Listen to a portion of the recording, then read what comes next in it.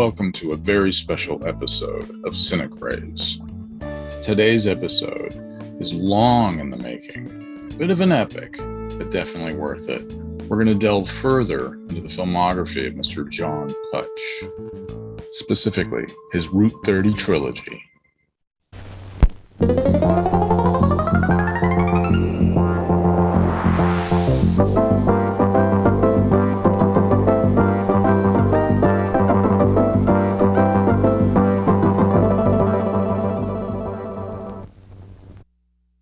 I don't mean to pry or anything, but aren't you Amish? Yeah, so? I miss shaving my legs. Oh. I'm starting a new business, an internet porn site. And I need to come up with some really great fantasy scenes. I told you I am not doing that shit on camera. It's for my business. Did you hear? Arden got attacked by Bigfoot the other day. Bigfoot! Bigfoot! Bigfoot! One of the devil's disciples. If it has anything to do with the devil, maybe we could get Henry to help us. There is no evil in God's perfect world. Therefore, there could be no Bigfoot monster in the forest. I beg your pardon. And up ahead is the Jenny Wade house, the only civilian killed during the Battle of Gettysburg. I heard of her. She got shot in the ass while she was bent over the stove. It's true, Mandy. I died from complications of being shot in the ass. You can't die from getting shot in the ass. It's physically impossible. Did I ever tell you about the time 10 years ago I was chased down to Route 30 by a cloven-hoofed demon? Maybe it was a deer. Did you ever think of that? Sure wasn't a white woman? Don't you think I'd know if I was chased by a cloven-hoofed demon or not? I wanted to be a singer in the live musicals, but there aren't that many opportunities around here. I bet there are. You should look into that. I would love to see a play someday in the theater with singing in it, like the programs on TV, but live. Believe it, Arden. You have to believe it. Is this theater for rent? Sure it is. You interested? I can run the lights. Look good up there. Careful now. You might get to like it. I'm doing what I've always wanted, and I gotta tell you, I've never felt better about it. So you believe me? I believe anything's possible. Not sure what I believe. So I was right all along. She took it in heart, you know.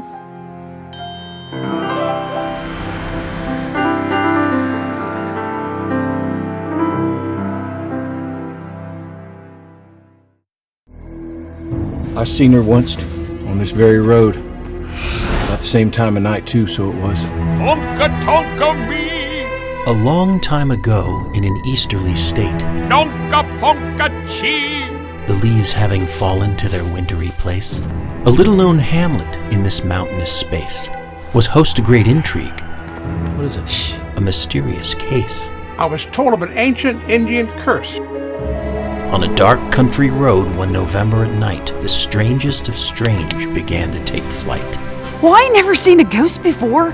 It's still not quite certain the events aforementioned, but here's what went down and how it all happened. Oh dear. Looks like the white woman's got some company.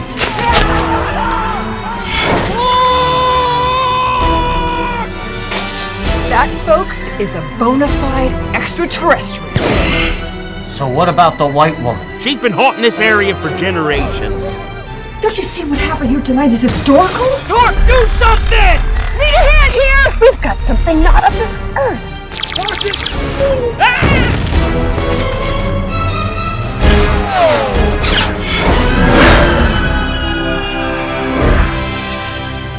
Wonder what she wants this time. I'm not done with Chambersburg yet.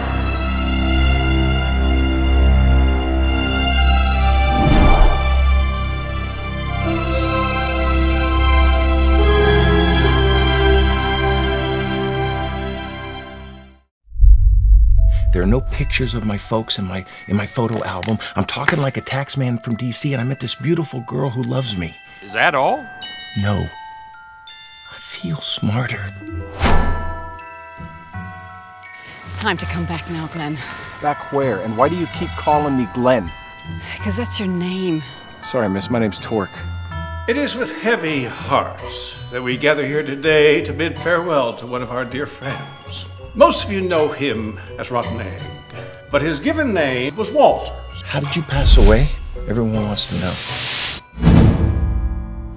Now, what I'm about to tell you cannot leave this chapel. Somebody's got to know what happened. I heard he was just walking in the woods one day and just dropped dead. That's not what I heard. What'd you hear? There's a guy up on South Mountain.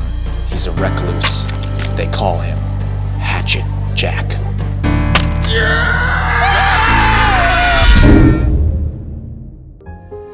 If you buy that camera, you best be prepared for the truth. What you talking about, old man? The owner claimed it was special. He said it revealed the truth about whatever image it took. Holy crap. See you wearing that shirt I got you last year for your birthday. Yeah, I know. You ever wear that shirt when you see Roxy? I ain't stepping out on you. I think I've been called, Pastor. By our Heavenly Father.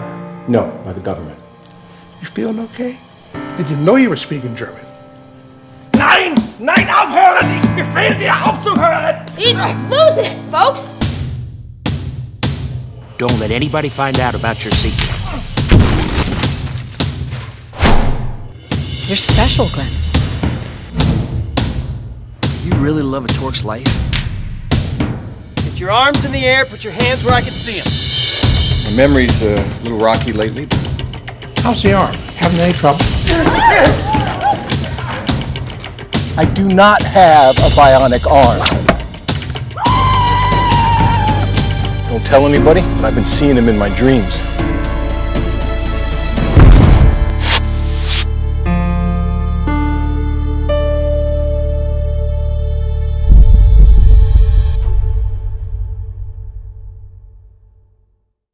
In case you haven't yet experienced these gems, they're available to rent via Vimeo On Demand.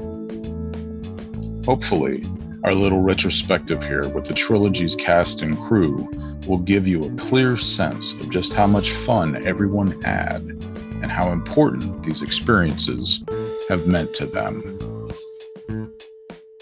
In order of appearance, we have writer-director John Putch, Dan Poole, Curtis Armstrong, Lee Wilkoff, David Cowgill, Bridget Ryan, Alicia Fusting, Ray Ficca, Keith J. Duggan,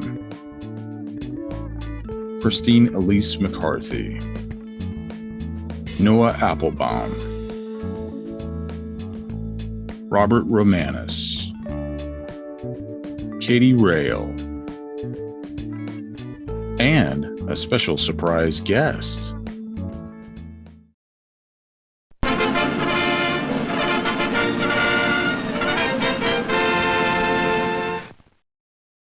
Hi, Lee. Hi, Lee. Can you see us? Hi. Hello, sir. Oh, hey. Do you need bigger glasses? Yes, we got. Did the meeting start? Did the thing start? We were early. Yeah, we were early, so we ran a bit. Curtis. Hi, Curtis. Hey, Lee. Yeah, we started early so we could talk about other people who weren't here. There's Bill Dickman. Curtis, we had maybe spoken in passing, but we were both totem polers. His era was after the Putch era, but we shared Will and Carl and the pole and all that stuff. And I don't remember when I was trying we ran to into each other, but what do you remember? My recollection is we actually did work together. It was on something. Was on Grounded for Life. Grounded for Life. That's what it was. And that was when we started talking about it. And I had gone in to audition for Grounded for Life, right, for the character of Curtis. And I thought, boy, is that ever bizarre that I'm auditioning for the role of somebody named Curtis. And I auditioned and got up and said, okay, thank you, the way you do, and out. And they ran down and got me and said, no, you supposed to go back, and I went back in, and that's when you told me. You said, no, you actually have it. And I said, there. oh, yeah. Excellent. Yeah, you were there. That was back when they let directors. Oh, John, you were directing it. On television. I thought you were in it. Yeah. No, that's right. And then we got acquainted. And then we were talking. Week. We were there together that week. And we just reminisced, and you told me about that. Then you sent me the videotape of the documentary you did on your dad. Right. And so I watched that, and I was in love, and that led to this. And then came the movie, and he was invited, and he actually came and filmed. And did you stay? You stayed in the. Did you stay in that house too? No. That was the hotel. I stayed at the right spot. Okay. The right spot motel. Right, because we had the crew. But the location in the film was where Curtis stayed as a young actor at Totem Pole. It was Totem Pole housing, and him and Christine that was their house, and that all that business with the nurse and all that stuff was. That was the house that I lived in. And he's walking around during the filming going, my videotapes are still here. This is my paperback. It's still in the shelf. Yeah. It was really funny to see him react to his house. Hi, Bridget. Welcome. Hi, guys. Hey. So nice to see you all. Hi, Alicia. Hey. Oh my God, everybody. And Bridget. Hey. What's up, kids? Hey, Nathan. How are you? Doing well, brother. How are you? I'm good. Thanks for doing this for us. Absolutely. It's my pleasure. Yeah. Am I the only one who brought my book? Oh, your souvenir book. Ooh. Mine's around here somewhere. I sold mine. I made over $4. You had to enter a contest to get one. Great. Look at Fusting with all her videos. She's even got the original first one that we never speak of. The one that where they stole all the money. This one? Not that one. That one. Nathan's got it. That one. Wait a minute. What is that? They stole money? I didn't know that. That was the first one that was actually who was it? Echo Bridge? Echo Bridge, yeah. Yeah, they actually distributed the first DVD, and they took my artwork and ruined it. And then they took any money, any revenue they received, they also took. Wow. It took me a couple of 3 years to get it back. So I had no idea. That's when I reissued it myself with the ones you're accustomed to. Well, that's what I was going to ask you. Was that the first DVD pressing, or did you also press your own release at the same time? No, I did not at the same time. I waited until they pissed me off enough and I couldn't get any money out of them, and then when I saw they had abandoned the film, that's when I pressed my own and started, that's when we started doing our own thing. That's when I became a DVD seller, which now I am no longer. It's fantastic. Well, one good thing came out of it. If they hadn't released your movie, I may not have come across it used at a Hollywood video. That's true. And I may not have watched it and enjoyed it. Yeah. And I might not be sitting here with you fine folks this evening. So okay.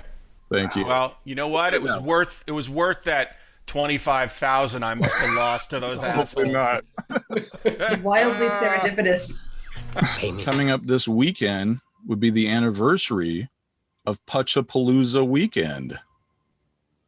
Oh, really? How do you celebrate annually, John? I don't. I actually forgot it was this weekend.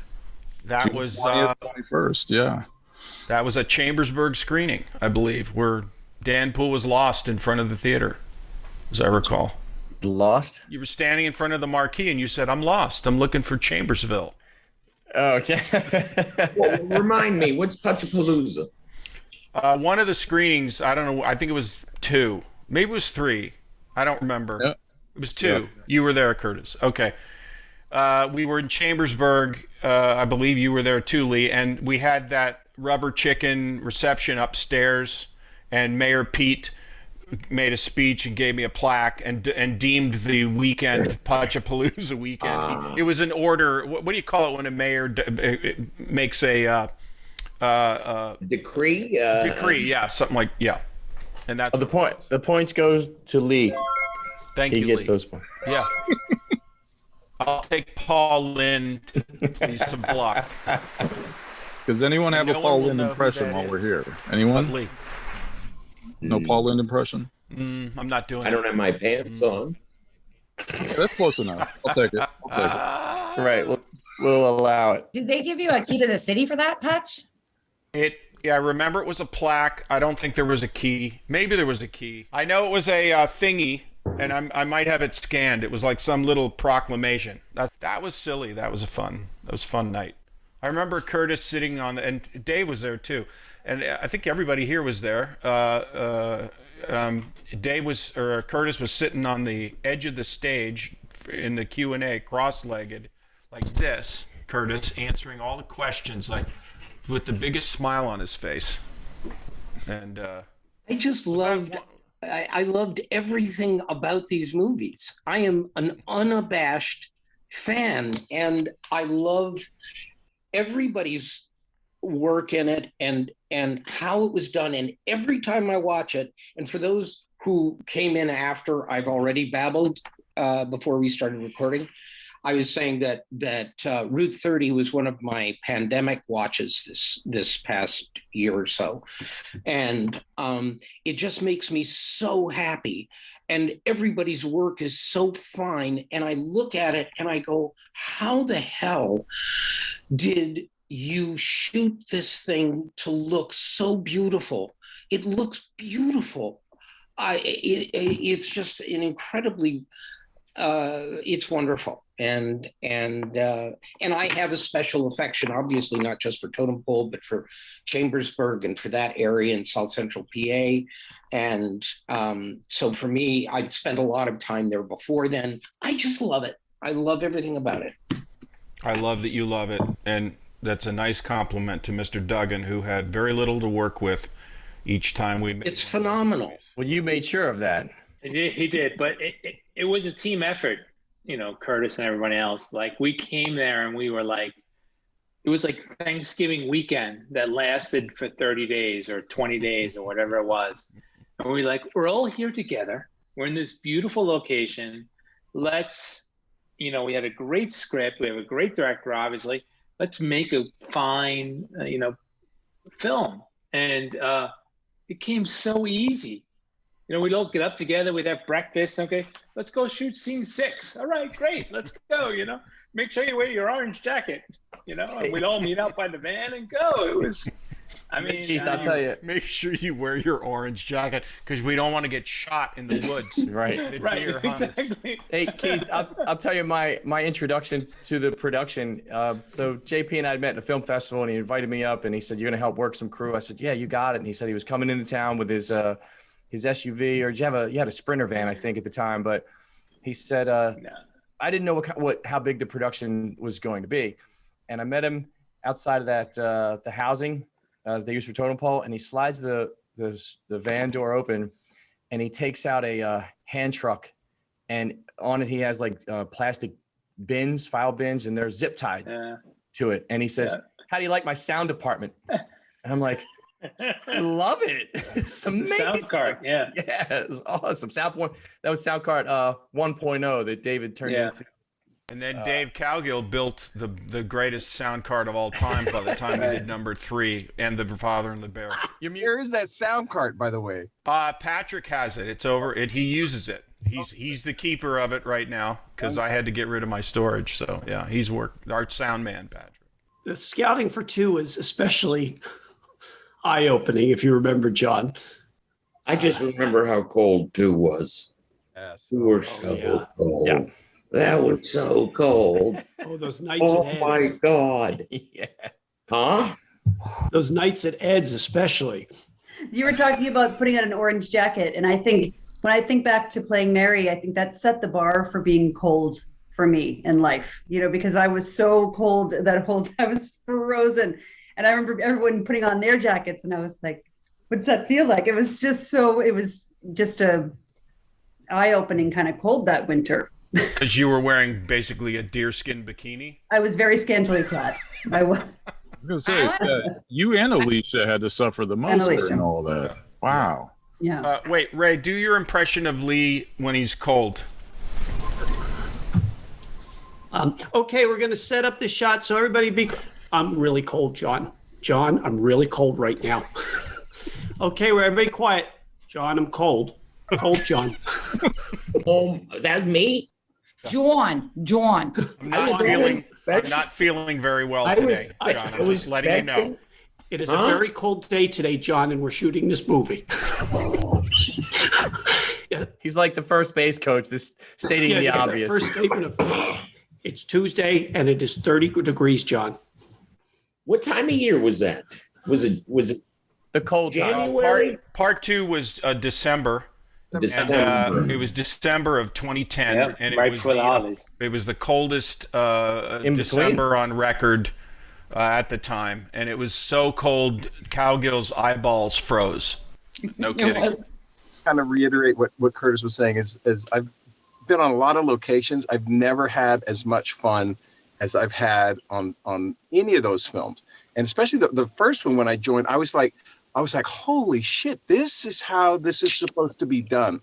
And from that point on, whenever, of course, Putch asked, I said, of course, I'd be happy to, because the first one that I showed up to, and I had a very small part in that, but I never had more fun on a set before, because it was done right, and it was a trickle down. You know, when the person on top is confident and knows what he's doing, everybody else below him kind of falls in place. When the person on top is insecure and upset and mean, everything else follows that as well. And I've never been on a set that was so perfectly timed, so in control, but so much fucking fun. There was never, there was no assholes. No, on any of them. There was no attitude ever. I think that shows in the production. Yeah, the fish smells from the head down. What blew me away was that John wouldn't let anything stop him. He didn't let the cold stop him. Didn't let rain stop him. I would get up and think, oh shit, it's raining today. We're probably going to can it. And I'd ask him, and he'd look at me like I'm insane. It's like, what are you talking about? It's like the sun, it's lit out. I'm like, what about the rain? He goes, all right. Well, it's the rainy scene. Yeah, exactly. We'll just move that scene underneath that porch over there, and we're good to go. Or in the barn, you and Cowgill, when it was snowing, we had to move you inside that barn. So yeah, and that turned out which great. was a brilliant scene, right? It was great. Silhouette. Looked nice, Keith. Nice silhouette there. It still blew me away, the fact that I think a lot of people would have scrambled just because of the curveball, and the weather. But JP, no. Well, you know what? I've changed a lot. If that were to happen today, I would find some way for us all to just go into some warm room and sit around and shoot the shit, and then figure out how to get the shot later. That's the difference now, I suppose. You remember that sex club we hung out in? Yeah, that was what Ray was. Can we talk about that? Because somebody found their baseball coach in one of the pictures. That's what Ray was talking about at scouting locations for part 2. It was a swingers club. It was a swingers club. And the lady who showed us around was about 75, 80 years old, the sweetest little thing with that very thick accent. And she was showing us these rooms, and I'm mortified. I'm not touching anything. I'm not touching myself. And she's like, here's where some of the people go and play here. And there's rooms with 4 or 5 beds in them. And that's the VIP house over there. And we went around the whole thing. She was as nice as could be. I mean, and treated us so well. But there was a coating all over everything. I don't know what it was. It wasn't wet, but it was dried from having earlier been wet. But at least we were warm in there. We were warm. Yeah. Yes, we were. Yeah, we came out smelling quite different too, but we were warm at least. I danced with a deer head, and I'm a vegetarian. Yeah, but back then you weren't. Maybe that's what happened. Valid. What did we film in there? Why were we there? That was your gentleman's club. That was Rotten Eggs. Okay. Gentleman's Sorry, club. I don't remember that. Where he don't let the girls pop their top. Right? Oh, that's right. Yeah, I'll mail you the movie. Okay, I need to watch. We still have the stickers and the van decals somewhere, right? From Rotten Eggs Gentlemen's Club. What was it? Yeah. I have one in my refrigerator downstairs. I have the door skin somewhere. I know where it is. It's magnetized to the side of my water heater in my garage in LA. That's where it is. John, who hooked you up with the Gentleman's Club? Was it? Oh, it was Mr. Ed. Mr. Ed. Yeah. I believe he Coming brought through. it. May he rest in Bless peace. him, but shocker. He knew it. May he rest in peace. I May bet he rest in peace, but he got us some really good locations. He would love to have been here tonight, really. Yeah, for sure. He would have loved seeing you guys. Ed, what do you think of this back lot of Universal? It's really neat. It really is, to see the back part of it. It's, especially when you do as many movies as I see him do, and I've seen this movie. Would you like to have something like this parked out in front of the store in Cortana? This would be a great set for year-round, and in it's wintertime, it would even be better.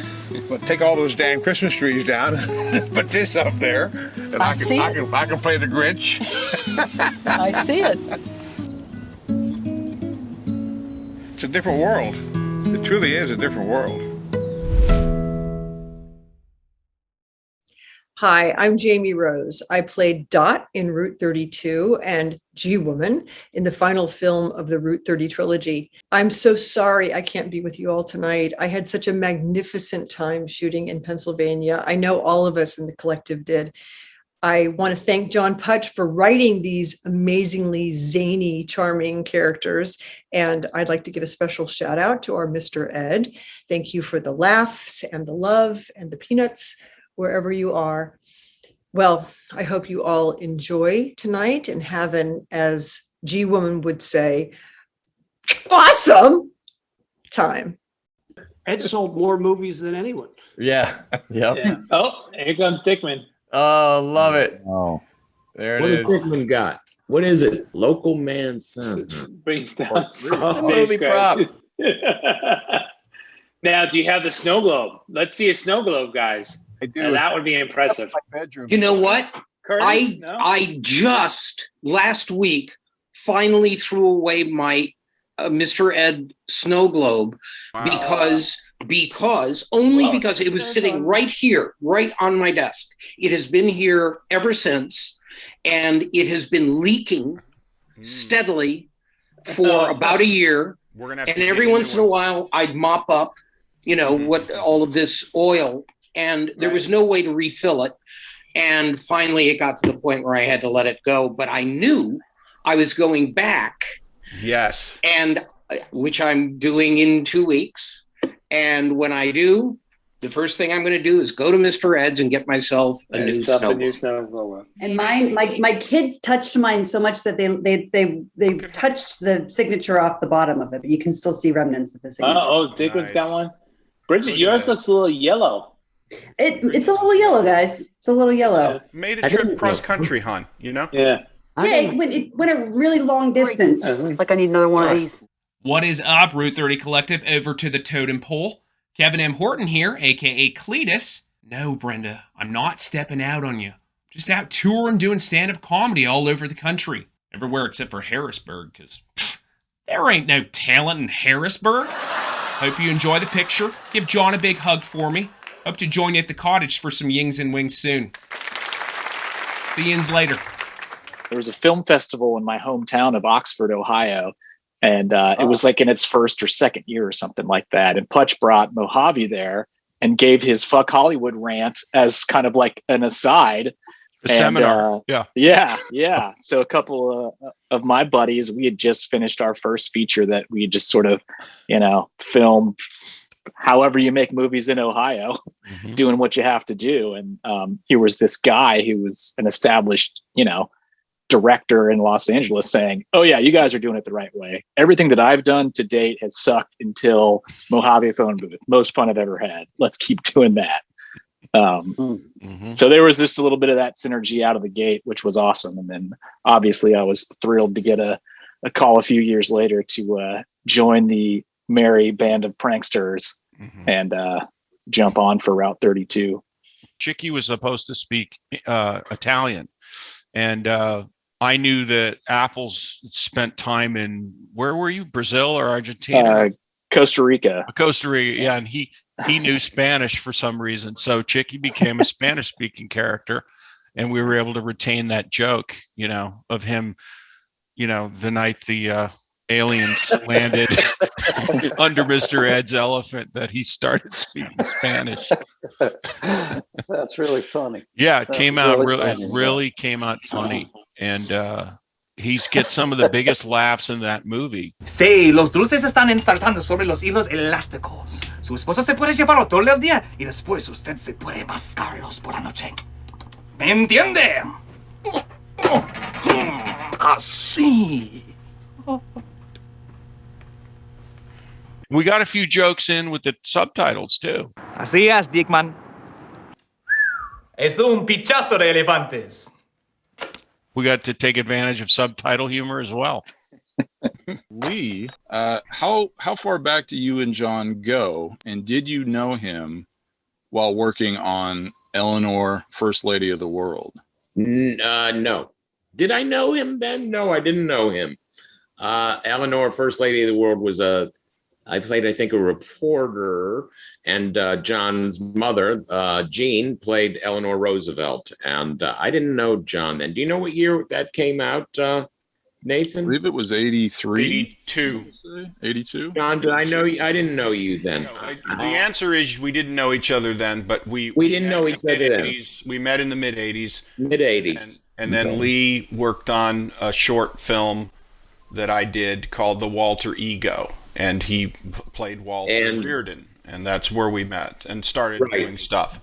Yeah. And we spent, with the love affair began and continues, and that's a long time. No, it's a long time. We've known each other a long time. And then when Rotten Egg, when I knew I was doing Route 30 and planning on the movie and writing it, I knew he had to play Rotten Egg. There was just no way around it. And I had specific people in mind for these parts when I wrote them. And it's one of the great gifts. Everybody here. Seriously, one of the great gifts of my and the great thing, storied career. And then Lee went and studied the accent with Michael Tucker. Michael Tucker, who's from Baltimore, is he not? I think he's from Baltimore, but he doesn't really have that accent unless he puts it on. I heard him do it in Diner. It was very Diner first. Diner preceded Tin Men. He was in both. He had a huge part in Tin Men. Yeah. Well, it was really heavy, and I knew him vaguely through somebody, and I got in touch with him, and we worked on my lines together. And it was great.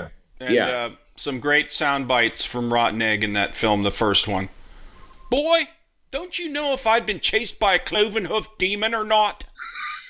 I mean, go ahead. No, well, since you did Walter Ego with him, how would you say he was back then versus now? I mean, that kind of was a micro budget, right? You self-funded that film as well. I would say thinner. He was thinner. Aside from that, so was I. No, John has always been, at least my experience, so patient. But he knows how to, kind of goose me to get what he needs. And sometimes it can be slightly sarcastic, but that's always with love. I mean, John knows how to get from me what he needs from me because we're so close. So he knows me so well that he knows what to say. And that's a gift. You do a movie, you don't know the director normally. So having got to work with him on, I think maybe we did something else. We've done 4 films. Oh, I had a brief part in the Mojave phone booth. So I've done more films with him than I've done one other director. I've worked with him 3 times, but to get to work with a director 4 times, that's like I'm like Duke Wayne and John Ford. John is my John Ford. Nice. How lucky is that? How great is that? Pretty damn good. Yeah. So you're John Wayne in that scenario? Yeah. That's cool. All right, very good. Yeah. We'll allow it. It's just us. Yeah. Lee, I'm at 6, by the way. Okay. It's not a contest, but you win. It's a contest. Okay, you win, doll. Well, Alicia, how did you first meet John on Scrubs? Is that where you met? Oh, no, no. Funny. Putch and I grew up very, very close to each other in Pennsylvania, but we didn't know each other then. We randomly went to the same Christmas party on the second floor of Timmy Nolan's, and I'm sitting there. I was invited by a friend, and I didn't know anybody there. And I get stuck sitting next to this guy, which completely changed my life. So I'm sitting there, and I'm like, hey, I'm Alicia. He's like, yeah, John. I was like, cool. And he's making small talk because him and I are just kind of sitting there. I don't know anybody. And he I think registered that. And he's like, so where are you from? I'm like, Pennsylvania. And he's like, where? I'm like, Amish country, middle of nowhere. Trust me, you won't know. And he goes, try me. I went, St. Thomas. He goes, Fayetteville. I was like, what? And then he goes, well, what are you doing here? Why are you in LA? And I was like, I want to be an actress. And he's like, well, why do you want to be an actress? I said, well, I saw my first play, at the Totem Pole Playhouse. And he was like, what? He's like, that was my parents' company. And I'm sitting next to this guy in Burbank on the second floor of Timmy Nolan's, randomly showing up at this Christmas party where I knew no one, where my whole goal was to go there because some guy was like, oh yeah, I have another friend I'll introduce you to. Maybe I'll help you get a SAG card, right? And I'm sitting there and this guy and I hit it off. We're like, what? We live so close to each other. That was his family's theater, Totem Pole, Summer Stock Theater. It was the first time I saw a play. That's why I wanted to become an actress when I was 11.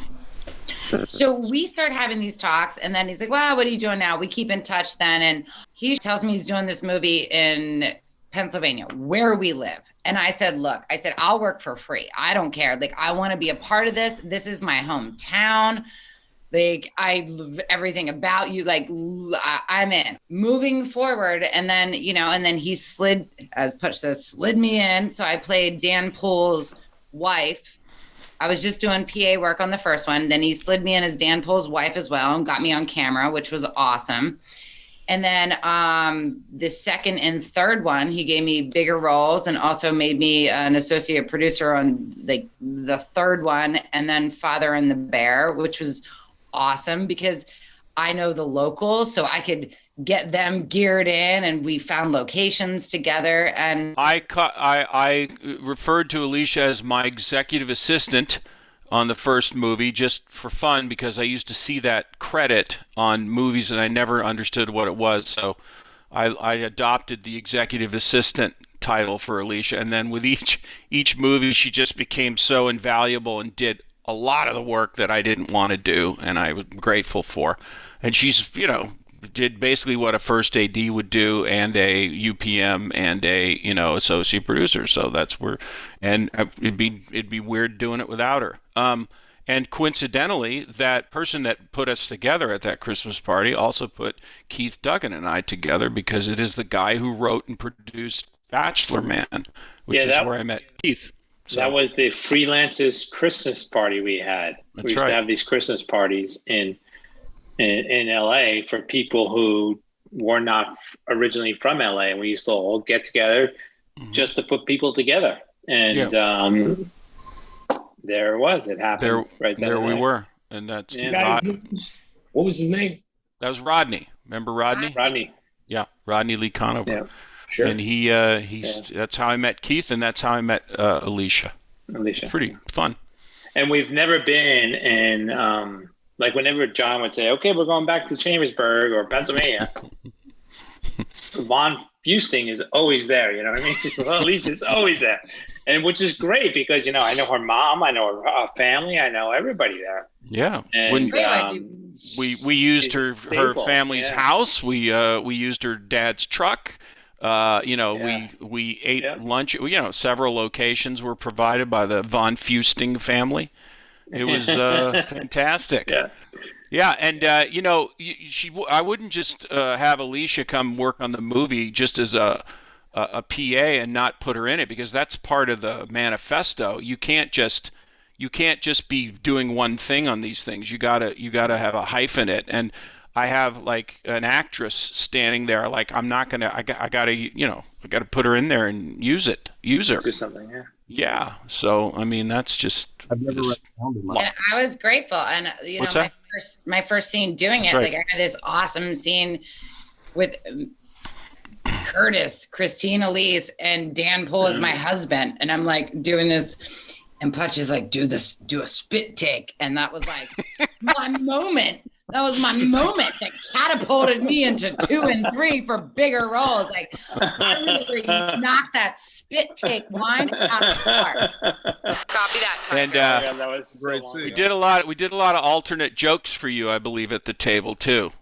You may know he did that film, Nuts About Dick. He wrote that. He wrote that film, Nuts About Dick. He wrote that film, Where Do You Swing That Thing? Have you seen it? No, what? I know, I lost it. Hey, watch where you swing that. He wrote, Hey, Watch Where You Swing That Thing. He wrote that movie, Hey, Watch Where You Swing That Thing. Really? What do you... Hey! And most of them I was just making up to see if I could crack you up, but it was fun.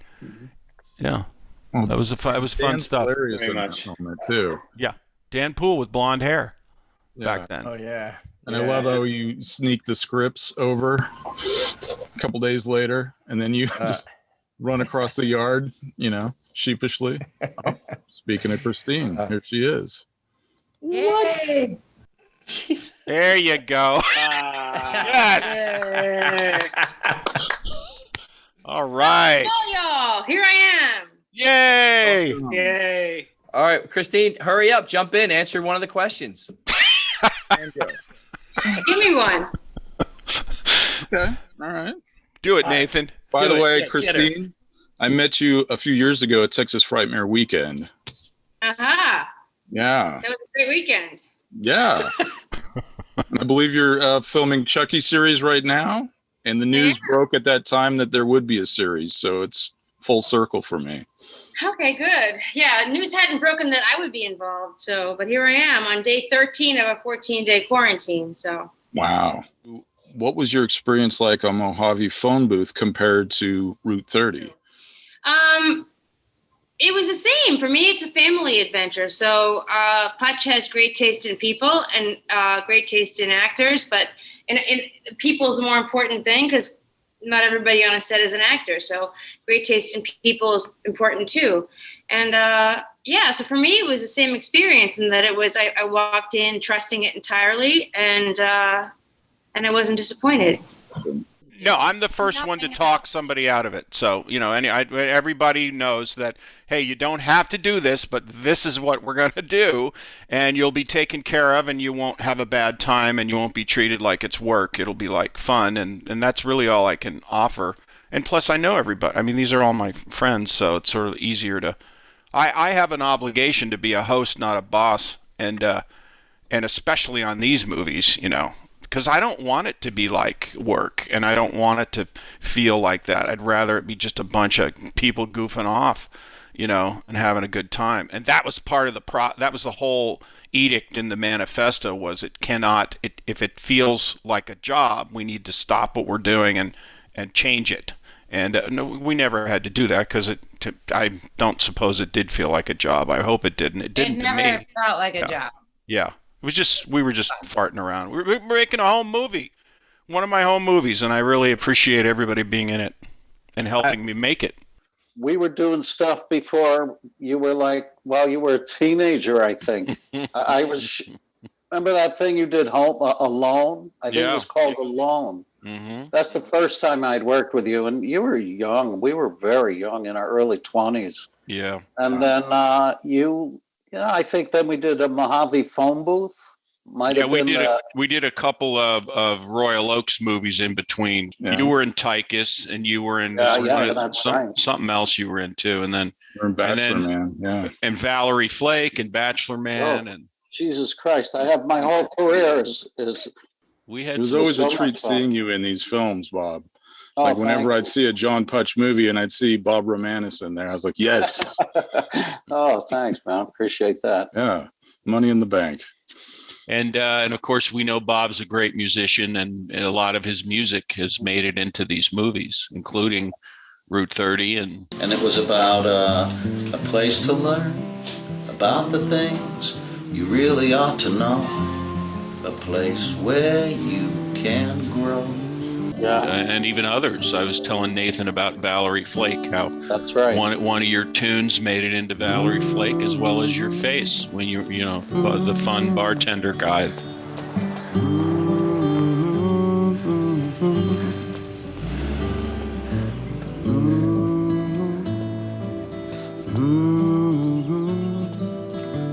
Aren't you gonna check on your sister?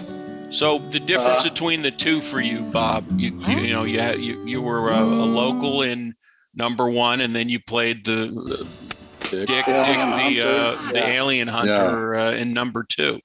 Any favorites there? I don't have a favorite, John, because honestly, to be with, to make a movie with your friends is something very special. There's so much pressure when you're on doing a film with people you don't know, but when you're working with people that you know, it just is a good time. And the material was light and fun, and hanging out with Cowgill and Rotten Egg. I mean, with Lee, there's so much. There's such a good energy. I don't know what to say about having a favorite. Not even really. It's all favorite, yeah. Hey everybody, just sending you love from Vancouver. Sorry I couldn't be there for the screening of Route 30, but thank you so much for all your wonderful support and huge love. Have such fond memories of these films, and have a great night from Agent Nat. Nathan, I had blonde hair in the first one because I was trying my hand at sci-fi action indie film, and when I got on the set of Route 30, I don't know, maybe a weekend, I said, JP, what's it like to shoot a comedy? Because I just been doing like superhero stuff. And he goes, it's a party. And I was like, yeah, it kind of is, man. This is really cool. I'll never forget him saying that. It's like, it's a party, man. It's hard to hear when you're eating pretzels. You can't make a movie when you eat pretzels because you're crunching. And you can't hear what anyone's saying because there's so much noise in your head from the crunching. Cooper, can you grab that silk? I'll get it. What do you need? What? What? I need a lunch. Lunch. What? You got to work with Robert Romanus, and I'm a huge fan of Bad Medicine. So that was my a lot God. of fun to see that. Yeah. Yeah, it was wonderful. It was great. We were in Spain for spring and part of a summer. In Madrid and in the south of Spain. And that was how I got to know him. And he was the only person I knew, the only actor that I'd actually worked with on this. But yeah, it's wonderful. It's amazing you even remember Bad Medicine. That's another one of those. Movie. Oh, sure. Ones. Yeah. Right here. It's major. There it is. Bridget, how far back did you know that you were related to John? And how long did you know it before you auditioned for Route 32? Well, growing up, my grandmother, her name was Grace. She pronounced it Putch. That's how they pronounced it. So she used to say, when she found out I wanted to be an actor, and I guess I was like 12, and she would say like, oh, you've got some cousins out there. I think, you have some family that are actors and directors, something. And I would kind of say, oh, that's kind of cool. And, it was just kind of pounding the pavement and doing what I was doing. And then one day, one of my friends called me and said, I have this audition. I have to do a Pittsburgh accent. And she said, could you help me just coach me through this accent? And I was like, sure. So I was, and she was like, you know what, I bet there might be another part for you in it. And I was actually helping her play Mary. And I was like, well, she's like, I bet there's like something else. You should go check it out. So I was like, okay. And so that was like literally the first time, that I had. So I took this in, like the little information I had from what she had given me, and I looked it up, and I remember just the goosebumps. I was like, I saw the last name. I saw your last name, and I was like, oh my God. I was like floored because I said, oh my God, this has to be my cousin. So I start looking and I'm like, oh my God, this is like, who else is Putch? No, of course it's Putch now. And it's, my dad's always like, it's Putch, you know? But I thought, oh my God. So I'm looking and I went down this rabbit hole and I was freaking out. So I emailed John, but in like a totally like neutral way. And I was like, I went to Carnegie Mellon. I'm an actor. I do the Pittsburgh accent. I live for it. Like, you have to see me for this role and whatever you can see me for. So he got back to me and said, you know, okay, like, well, I'll bring you in and you can audition. So I was like, great. So he sent me the things, and it was actually the sides for Mary. And I didn't say anything. I just totally went just full Pittsburgh and just, I was like, I can't let him know I'm his cousin because he'll never bring me in. I don't know what it was for me, but it was such a funny thing.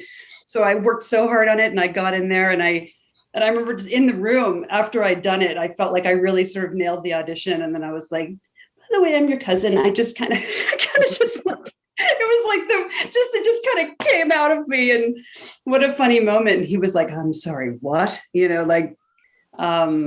But yeah, and anyway, and so I always jokingly say that nepotism's not dead, but I didn't know that story. That's amazing. Crazy. Yeah. Oh, you were crazy. yeah.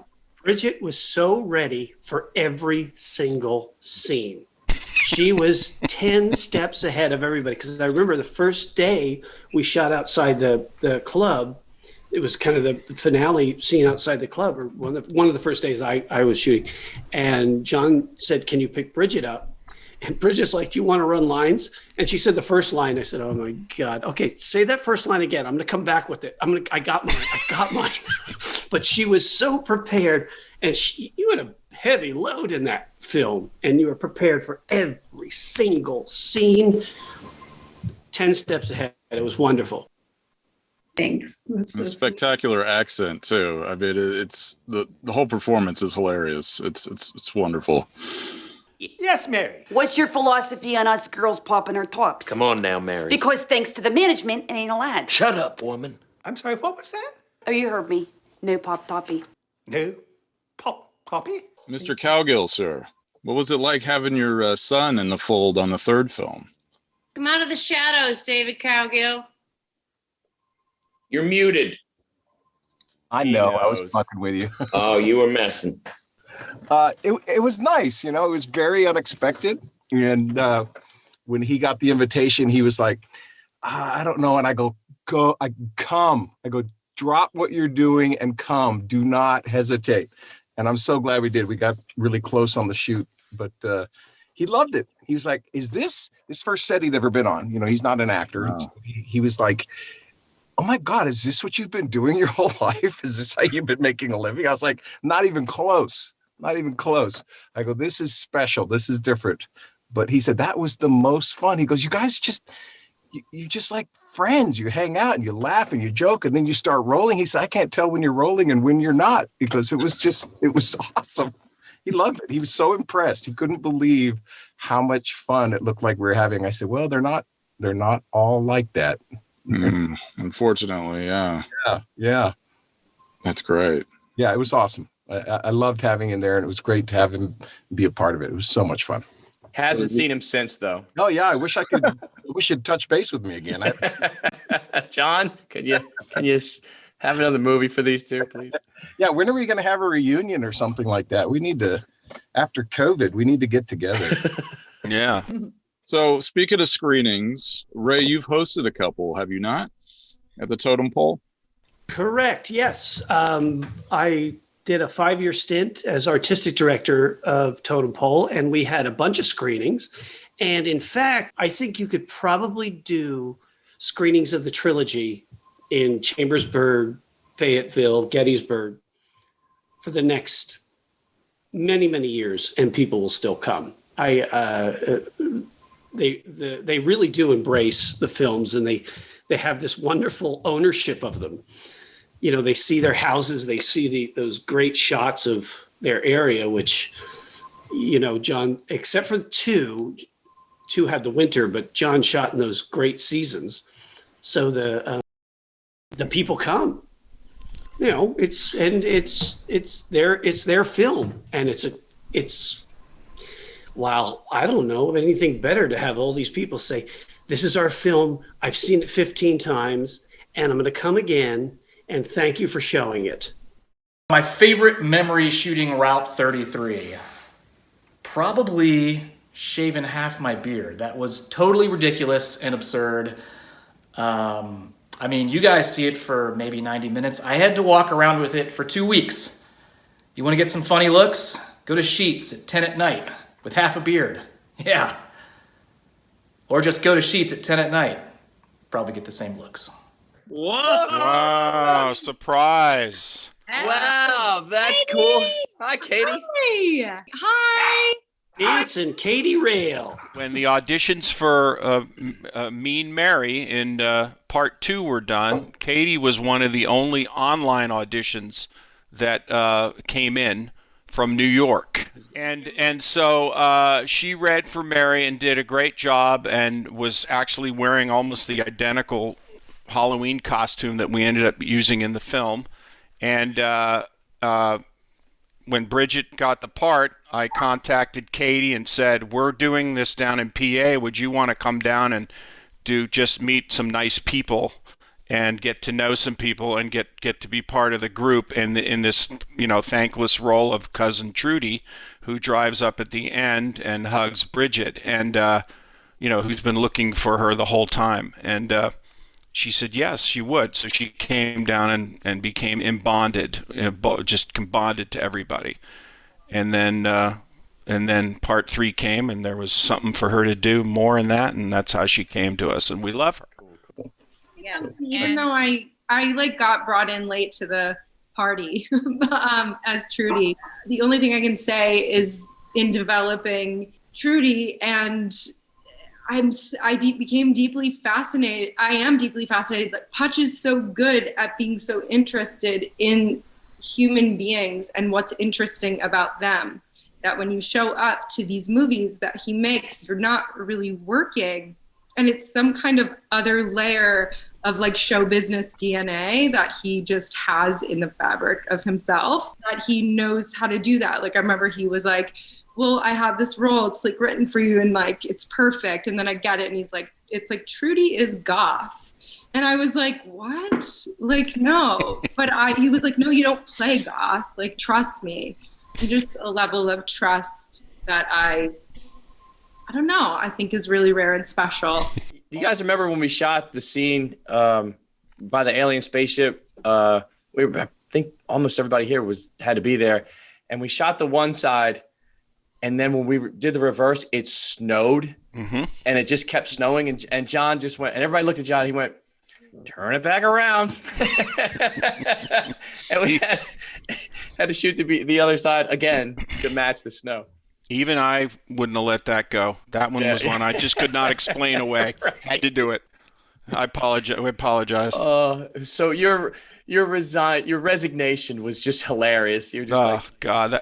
We had like 8 of you standing in a clump and 2 cameras pointing, trying to cover everybody, and it was freezing, and Duggan's fingers were frozen. I was hugging Dave Cowgill just to stay warm.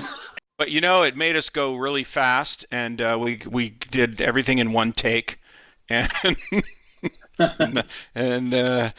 Bob's your uncle. It pretty, turned out okay. Turned out great. Even if I come in, my feather's frozen solid, and I can't feel my eyes. You had a big crane. No, we got the tree company to come and bring the bucket truck where they trim trees. And look who's here. Holy shit. Get ready to not say a word for the next 10 minutes. Here he comes. Where is he? Yes. What kind of intro? Everybody's going to talk for 10 minutes. Everybody, this is Julia, my wife. Hi, Julia. Hi. And we're in Venice, California. Look at the sun. Wow. Thanks for dropping by. Okay, go ahead. I just want to say one thing. Go. In German.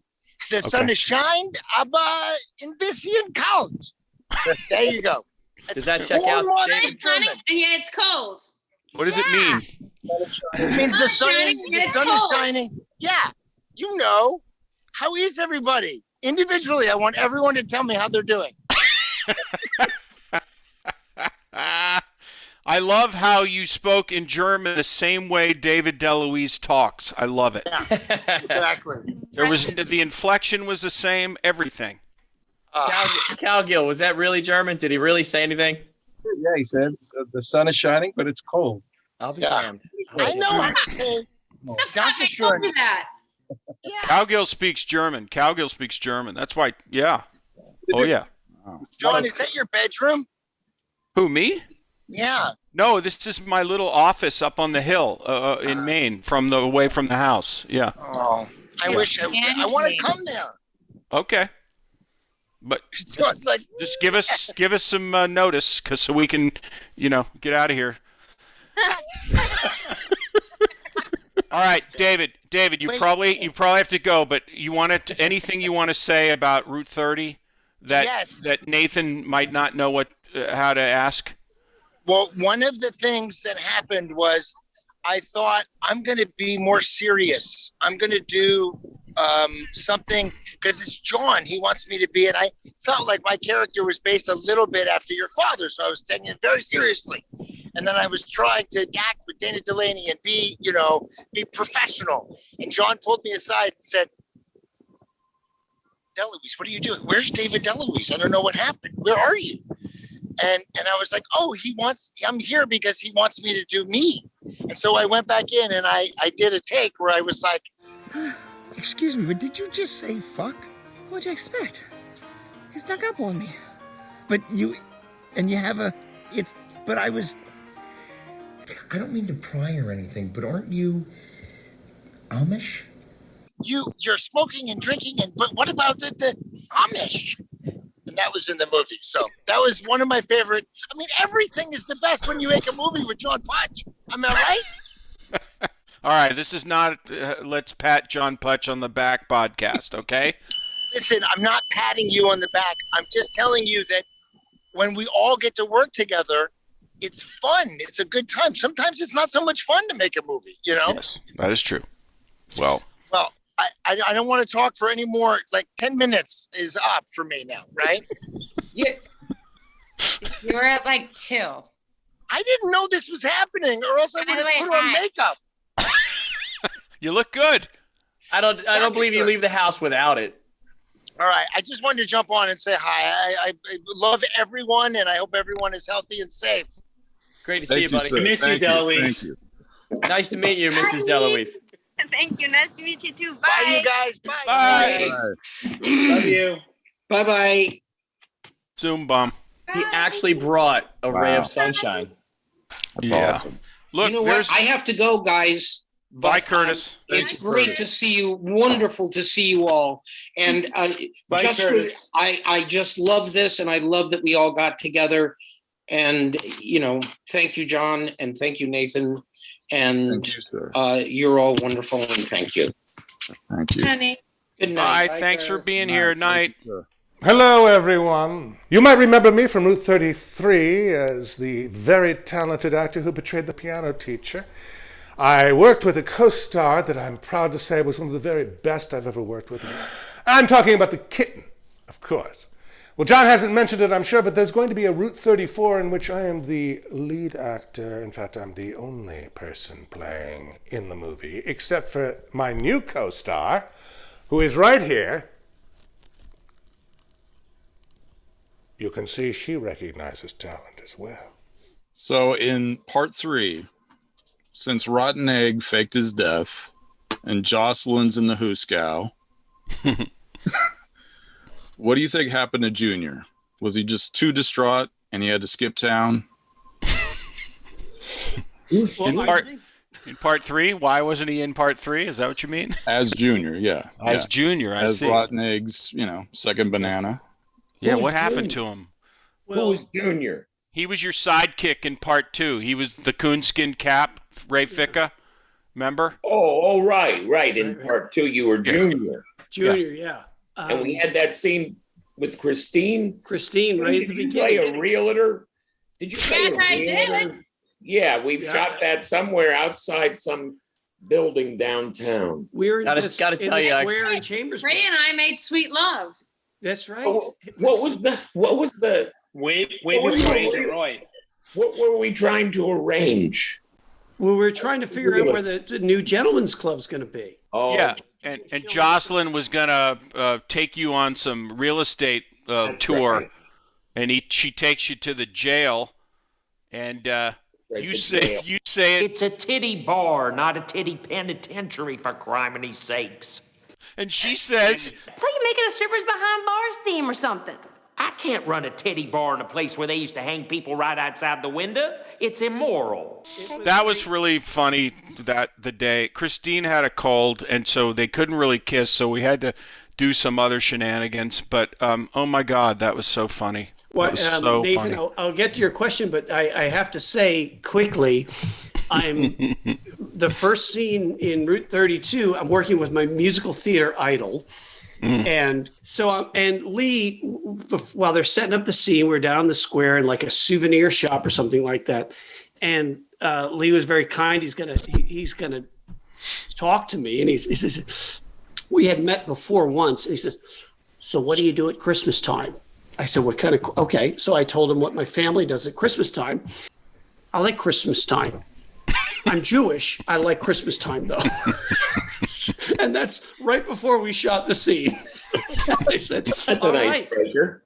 That's a good start. It's a perfect icebreaker. Not talking about what's your resume, what have you done lately, what do you do at Christmas time? Gorgeous question, Lee. I love it. Junior went on to run a custard stand in the Poconos. It's a quick answer, but it's the reality. That's why he let, local. There was a article in the Public Opinion. Local boy makes good. Junior gets out of town. That's good. So did you enjoy having the elevated role, the more pivotal role in part 3 as Agent Roy? Agent Roy was a lot of fun, especially talking about doing location stuff with John. I sent him about 15 pictures of me everywhere in Washington, D.C. as Agent Roy for my wardrobe. He said, just send me a couple of wardrobe shots. I'm like, well, I'm going to do this one at Iwo Jima. I'll do this one at the Pentagon. I'll do this one at Langley. So yeah, I was, once I got in the groove with all these great folks, I'm like, come on, I'm playing the next idiot in the film, which is perfect for me. So it was great. So I got to ask Bridget, in your scene with Curtis, when he does the drive up little service scene and he hands you the money and you flash him, do you think that moment made cranky Bob a little less cranky and mean Mary a little less mean? That's funny. I would like to think so, yes. But when I think about those flashing moments, the one that I was actually just thinking of was, it was so bitter cold. I mean, my God, just freezing. And there was this one day when Ray and I were working together and I had to flash him, and I was always trying to be so modest, and I would try to put things on, when I would have to flash and just try, because even if it was freezing, but we had to hurry up and get this shot done. And I remember I didn't have time. I couldn't find these pasty things that I had. And I thought, oh my God. And I was like, you know what, Ray, I'm just going to flash you. I'm just going to do it. I'm just doing it. I'm just going to show you my boobs right now. And he was like, you know what, Bridget, I'm not wearing my glasses. Go ahead.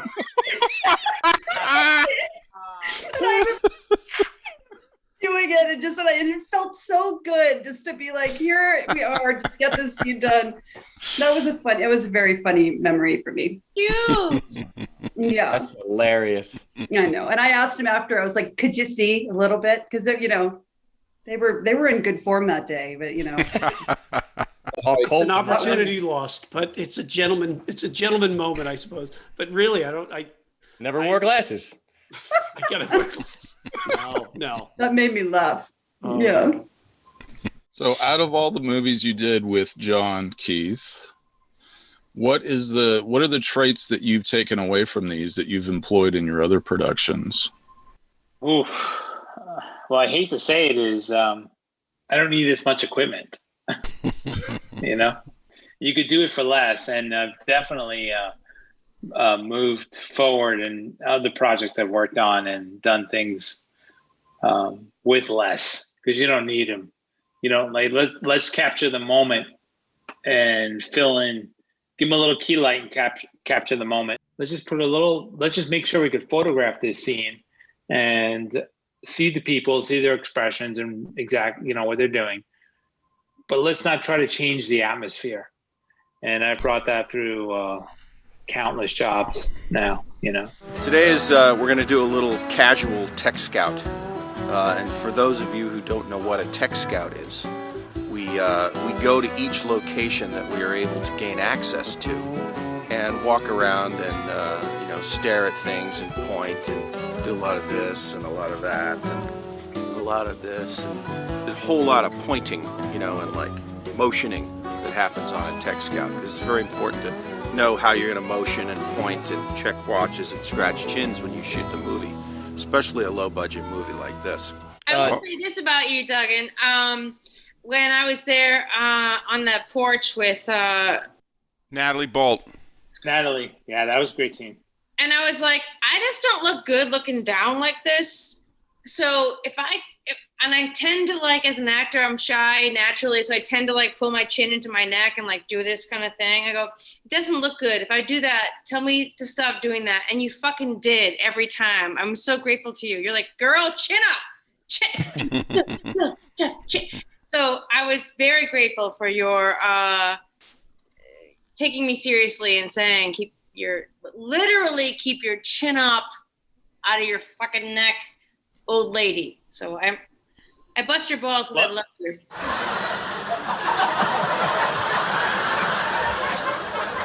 This is clearly for his kids. Okay. Ready. Sometimes he's known as Bill Dickman, but he's Dave Cowgill. He played Torque.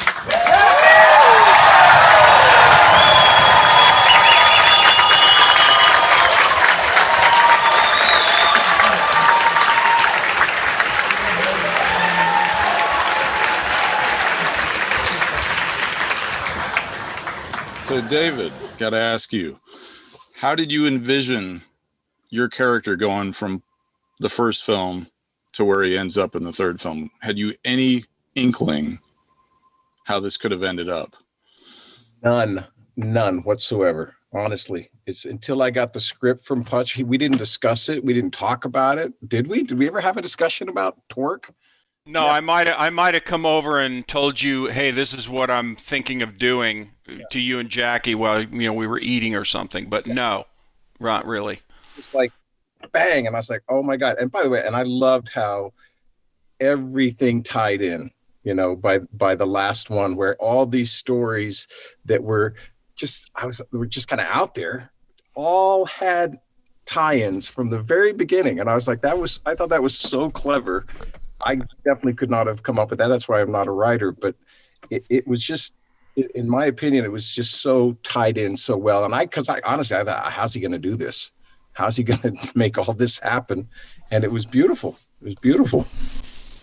I think there are some characters that I was able to have a through line with, the ones that appeared in all three, and or two out of the three where there was consistency.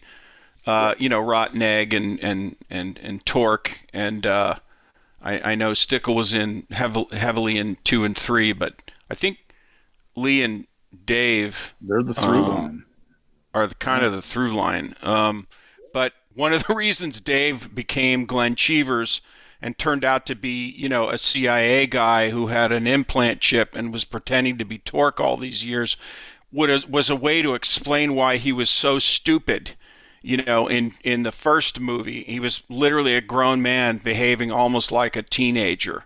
And that was just because I didn't care about age when I wrote the first one. I just knew these people and wanted to have my friends play them and hear them say the words. And then in 2, he became more of a heroic figure with the arm and throwing the globes. And, that was he was sort of became more heroic. And then 3, I had to explain how he got from, from 1 to 3. And the only way I could explain that he was, a different person was to make him somebody else by the time we got to part 3. And it kind of worked in his case because you can pretty much get away with anything when you've said, well, there's an implant in his neck and he doesn't remember who he was. And he's from, and he has to ask Stickle where he's from, and all that stuff. So it's kind of like I was happy to be able to like show that there was a reason he was so dim in the first one, and you know, and where he, you know, how he ended up in the third one. What's wrong with me? I can speak German, but I can't remember 10 years back. There are no pictures of my folks in my photo album. I'm talking like a tax man from D.C., and I met this beautiful girl who loves me. Is that all? No. I feel smarter. Open your eyes, Dickman. And your heart. How come you never gave me an excuse for being so stupid? You were not stupid ever. Ever. So don't even go there. Rotten Egg took us through a world of P.T. Barnum-esque schemes throughout all three movies, and then orchestrated his disappearance in part 3. I mean, it was just ridiculous. Is that what I did? I had no idea. You did. It's the PA sub-regional auditions for America's Got Talent, and I intend to win that pig. I intend to win that pig. I intend to win that pig. I don't sit around like you guys letting my life pass me by. I make crap happen. Always had crap going on. Oh my gosh! And then singing on the total pole stage. Yeah, and then I was just kind of acting. Ultimately singing. I've given you sunshine. I've given you dirt. You've given me nothing but heartache and hurt. I'm begging you sweetly. I'm down on my knees. Oh, please grow for me. And, you know, Lee is such a great singer and a Broadway star and a beautiful cast iron voice. And I wanted to hear him sing a song. And that's why he was auditioning for Harrisburg's Got Talent. Many times you have lingered around my cabin door. Oh, hard times come again no more. And there ain't no. And we got to do. That's right. That's one of my favorite lines. You know what I recall? Yes. What? There was a loneliness to Rotten Egg, and he even looking back at the pictures, just didn't belong really with anyone. He didn't connect the way he wanted to with other people. But he was not unhappy, but he was lonely. Did that come across? Yeah, yes, and he was deathly afraid of his niece, Mean Mary. So Dan, Bridget, Ray, Christine, who are your favorite characters within the trilogy that you played? My favorite. I don't have a favorite. They're all equally loved for different reasons. The first one was awesome because I was invited to be in it, which was amazing. And you got to play my husband. Let's be honest about this. 2, I got to do a lot of work, which was awesome. And then this one is it's a different script, a lot of fun. I think that the locations are, I don't know, for some reason I feel like they're bigger and better. That drive-in, really cool. It was a great scene. My favorite was Torque. Would have been great. Hey, John, you should have made an alternate ending where the car goes off the road, hits a pole, and he comes back and his memory's back to Torque, and he's like, never mind. Route 5, right? Or he could wake up again and see little rotten egg on his bedside table, and he could just tell him he's been dreaming the whole time, and then he goes out and has pretzels. The continuum. Yeah, there you go. Anything. In our football pools and correspondences, I'm always Agent Roy. Have a lot of affection for Agent Roy, but love Junior too, especially when I did my first scene with Lee and Christine as Junior. John said to me, "A little less Lenny," as a reference to from Of Mice and Men. Of Mice and Men, Okay. A little less Lenny. Okay. So, you like Lee said, you love them all. What you looking at? You want to make out? Junior's a Rotten Egg's sidekick, and he's always trying to get it right, whether with the ladies, with Rotten Egg. Good move, Dickman. with business. Well, I might be interested in some commercial property of my own. Agent Roy was just a different kind of searcher than Junior. You know, in the musical, Agent Roy will be a tap dancing, singing CIA agent. Just so you know. Of course he will. Yeah. He's been liberated. Like you do. Subtle. That's right. Oh, he won't be CIA because he was fired. That's right. Yeah. I really should know my own movie better, but. Well, maybe he goes rogue. Maybe he's a PI now or something. Could be. I would say June for me, because June is so different from anything else I've ever done, and so not in my comfort zone. So that's fun, and I didn't feel upset with the result. So it's hard to like do things.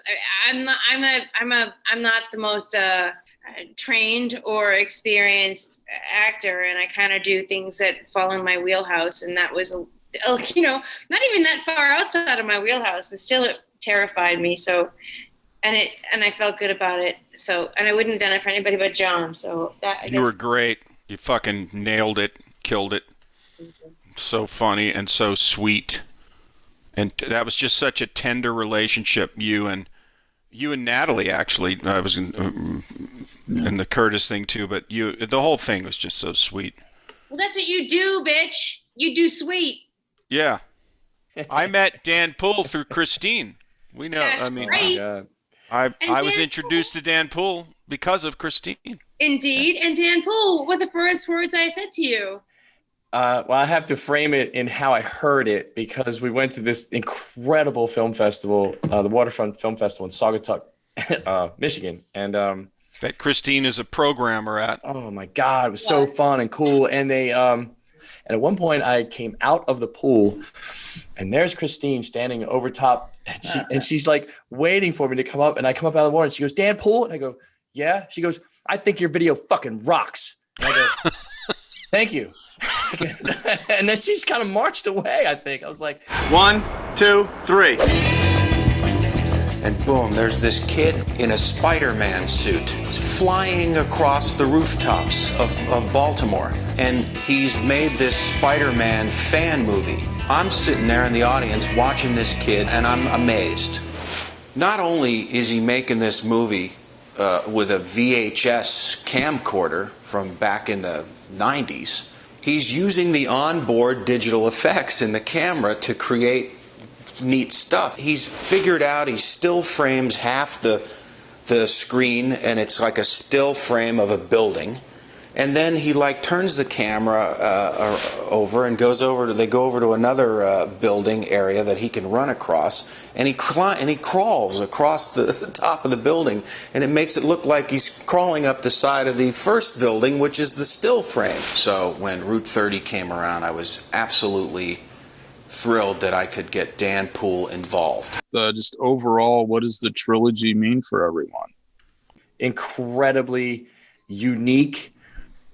Special time in all of our lives. I'm sure. I don't want to speak for everybody, but I've heard it over and over through the years because I've said it and heard it echoed. But it's been nothing short of an honor and a privilege to be able to connect with every single one of these people, almost every single one of these people. And I'm kidding. Everything you've heard. I mean, what he has offered us as people is memories and experiences that I wouldn't know where else you'd possibly experience them. It's been awesome. Thanks, JP. It's been great. Thank you, everybody. Thank you, everybody. It's always a gift to be able to work at all in this business. And then you get to do it 3 times or as many times as each person did it. And every time was just so much fun. And that doesn't come around too often in a career, and we all share that. And this is a special club, very special, and it's all thanks to John. And I thank you from the bottom of my kishkas. I really did. Thank you, John. I love you. It's very true. Very well said. I said before, the most fun I've ever had, and I've tried to replicate and have not been able to. It's just And like I said, it's all because I know you said this isn't an ass kissing for John, but because of John. It's true. But also, Dave and Lee and everybody else, it's not just how fun it was rewarding. We all created something. That's, I think we miss saying it. We're feeling it when we say it was a party and we had fun, but we were doing something. You know, we have something to look back on and share with people. It's really cool that we created something and had the fun doing it. It's impossible to replicate because John is not some newbie filmmaker that just like decided at 20, you know, and out of college, I'm going to be a filmmaker and I'm going to make them for no money with 8 people. Or a guy at 40 that leaves his job and decides I'm going to be a filmmaker because I've watched movies my whole life. This is a guy that's been studying film and working with filmmakers, and filmmakers are everybody. It's the DP, it's all the crew, not just the actors. It's everybody that makes it work. And you have to really be a great study of people that you get along with, but also talent to know how to pull just 8 people out of the world and have them come and work in Pennsylvania and to do this sort of little art project that feels like a family reunion. And it comes out good. It comes out good because John knows the fuck he's doing, and everybody he pulls from their little places, they know what they're doing too. There's not just some like dilettante bullshit, like I want to make a film and you make the lemonade. It's art. It's fucking art. And I think that because it feels like fun, you like Dan said, you can't dismiss that it's art, and it wouldn't. We go to parties all the time, but art doesn't come from them. So that's what this is. That's how John's world is different. Art comes out of it, and it's fun still. Before I met John, I spent, I guess it was 20 some years of my life being so tunnel vision on working every stage possible in the Washington, D.C. area and in the regions wherever they would have me. So I had that and my acting school. And then when I did the Route 30 films, what I learned was create your own stuff. Maybe I should teach my students to take a step back and create your own stuff. Get your talented friends together who know what they're doing, have your shit together, and create something that's yours. And that's my biggest takeaway professionally from the Route 30 trilogy. And my favorite takeaway is all the people I've met. It's a highlight. It's really a highlight. You know, like I can say over and over again, making movies with your friends is not like making movies in Hollywood. And it's very rare that you can, you know, that you're having a great time while you're making movies, you know, and the whole experience and learning about John and how he grew up there in this place, and these are the stories, and these are the folklore, and all that stuff is all part of the Route 30 experience. And being a part of that is something I feel is very special. We caught lightning in a bottle, and that's very rare. So to be able to do that, especially in the indie filmmaking world, and keep this kind of group of folks together that really enjoy each other's company, really enjoy the material, really enjoy working together. I mean, it really is just kind of one of those magical experiences that I wouldn't say I took it for granted in the beginning, but you know, looking back after almost 10 years, it's a huge part of my life that I'm super proud of, and I'm still have great relationships with a lot of the people that were involved.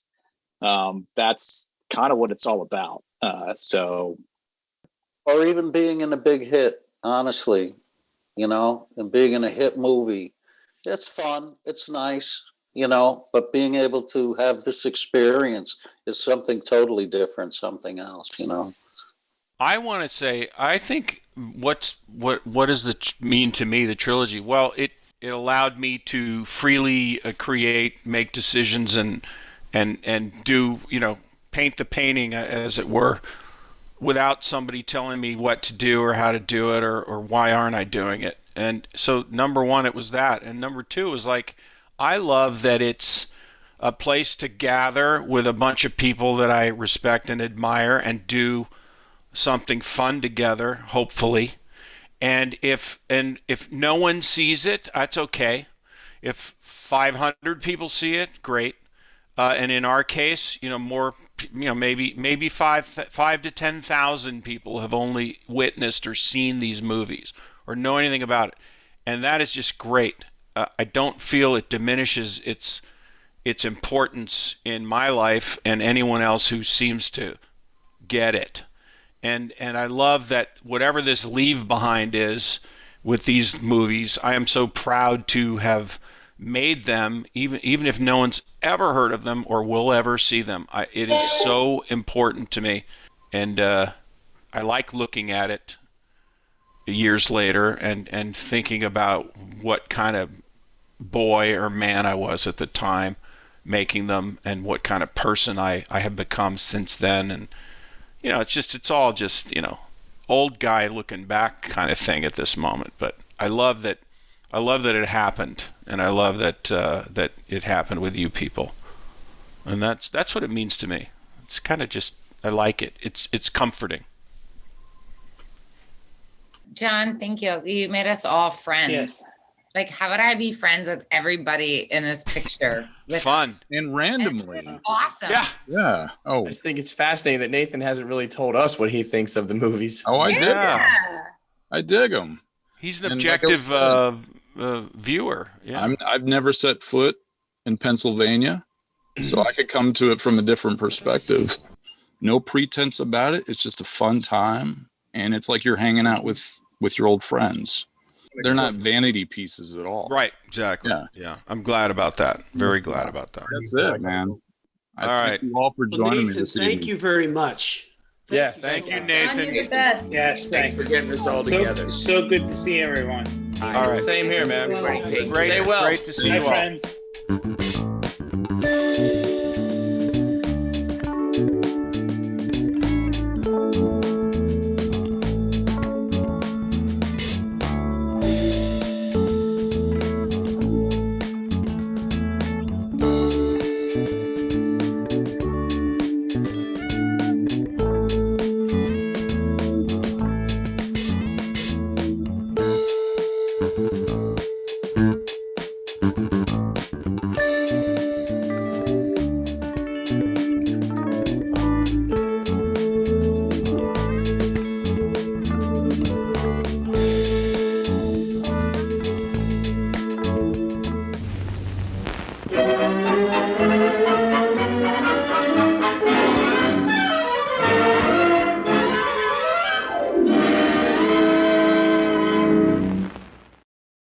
I can't believe he didn't believe my German translation. That's some fucked up shit.